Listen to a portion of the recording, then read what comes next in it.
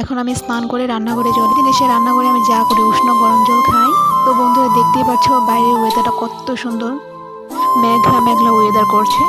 আমার তো খুব ভালো লেগেছে। এতদিন যা গরম দিয়েছে আজকে তো অন্তত বৃষ্টি বৃষ্টি ভাব হচ্ছে, দেখে তো মনে হচ্ছে বৃষ্টি আসবে। তো এদিকে আমি আবার 2 কাপ চা বানিয়ে নিলাম। আমি আর আমার হাজবেন্ড এখন হচ্ছে চা খাবো। সকালবেলা চা না খেলে কিন্তু ভালো লাগে না, এটা হচ্ছে আমার অভ্যস্ত। তোমরা কারা কারা চা খেতে ভালোবাসো?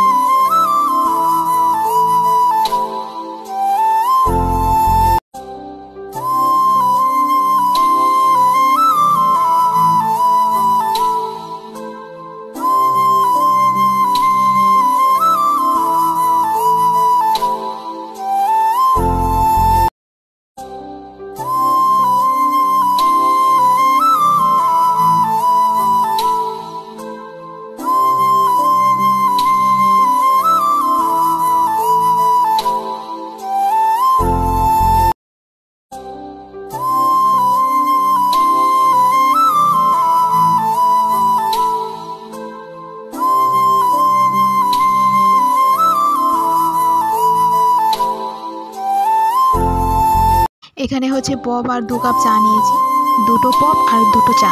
তো আমি এখানে চাটা খেয়ে মেয়ের জন্য খাবার বানাচ্ছি। মেয়ের জন্য খাবারটা হয়ে গিয়েছে। এগুলো হচ্ছে কুমড়ো শাক। কুমড়ো শাক আমার ভীষণই প্রিয়, আজ হচ্ছে বানাবো এগুলি। তো এদিকে আমি প্রথমে ভাত বসিয়ে দিয়েছি, ভাতটা হতে থাকো। ভাতটা বসিয়ে দিয়ে অন্য কাজকর্ম করছিলাম।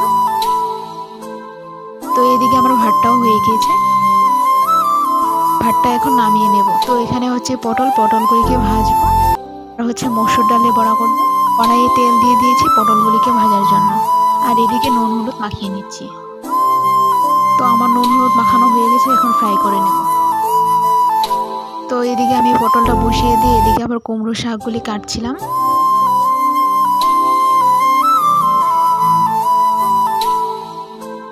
কুমড়ো শাকগুলি প্রায় কাটা হয়ে গেছে, এগুলি এখন ধুয়ে নেব। ভালো করে ধুয়ে তারপর সিদ্ধ করে নেব অল্প। এদিকে আমার পটলের বড়াও রেডি। আর দেখতেই পাচ্ছ বাইরে কি সুন্দর হাওয়া দিয়েছে, আর মনটাও বেশ ভালো লাগে। তো এদিকে আবার মাম্মা কান্না করছিল, তাকে অল্প কোলে নিয়ে হাসানোর চেষ্টা করছিলাম।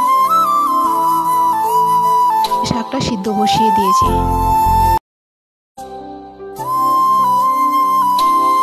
এদিকে আমার শাকটাও সিদ্ধ হয়ে গিয়েছে। কড়াইয়ে তেল দিয়ে শাকটাকে বসিয়ে দিই। রান্না বাড়া কমপ্লিট করে আমি অল্প বাইরে হাঁটছিলাম, হাওয়া দিচ্ছিল তো বাইরেটা বেশ ভালো লাগছিল।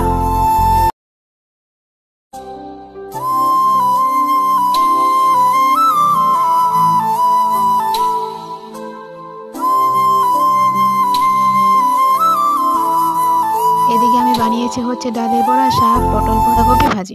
এদিকে আবার আমার মাম্মাম খেলা করছে। তো বন্ধুরা ভিডিওটা স্কিপ না করে শেষ পর্যন্ত দেখো।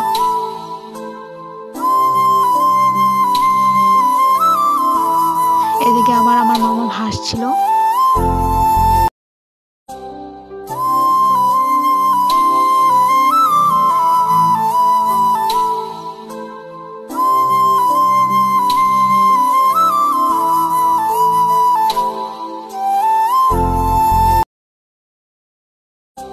তো এদিকে সে হাসতে হাসতে পড়ে গেছে।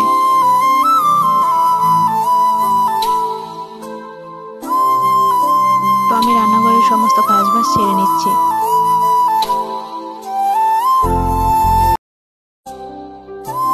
আমি বানিয়েছি ডালের বড়া, পটল বড়া, শাক, বাঁধাকপি ভাজি, কাঁঠালকুটি আর ঝিঙা দিয়ে একটা সবজি, এটা আমার শাশুড়ি মা বানিয়েছিল। এদিকে বৃষ্টি পড়া শুরু, বেশি পড়ে